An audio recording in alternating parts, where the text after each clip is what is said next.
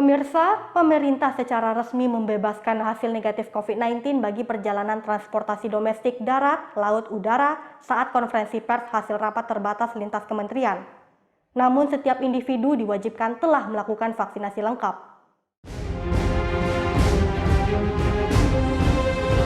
Pemerintah resmi mengumumkan wilayah aglomerasin Jabodetabek dan Surabaya Raya kembali masuk ke level 2 pemberlakuan pembatasan kegiatan masyarakat selama sepekan mendatang. Menteri Koordinator Bidang Maritim dan Investasi Luhut Binsar Panjaitan menyampaikan, pemerintah membebaskan hasil negatif COVID-19 bagi perjalanan transportasi domestik darat, laut, udara saat konferensi pers hasil rapat terbatas lintas kementerian. Luhut menyebutkan ada sejumlah syarat yang harus dilakukan bagi masyarakat untuk bebas hasil tes negatif COVID-19, baik PCR maupun antigen.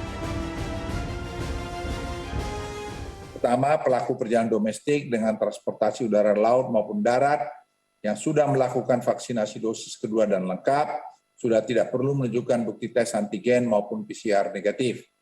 Hal ini ditetapkan dalam surat edaran yang akan diterbitkan oleh kementerian dan lembaga terkait yang akan terbit dalam waktu dekat ini.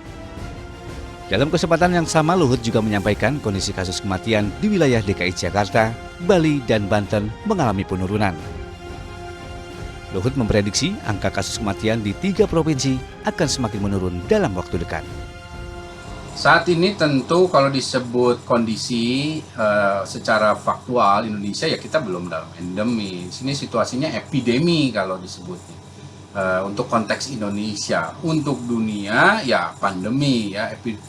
Pandemi itu ya epidemi yang meluas, itu namanya pandemi yang meluas di seluruh jagat, itu ya pandemi. Nah saat ini kita statusnya epidemi. Epidemi itu ya satu lonjakan kasus ya yang terus bertambah, bahkan di beberapa daerah masih terjadi lonjakan dan belum pada fase yang disebut statis ya, yang bisa kita tekan di jumlah tertentu.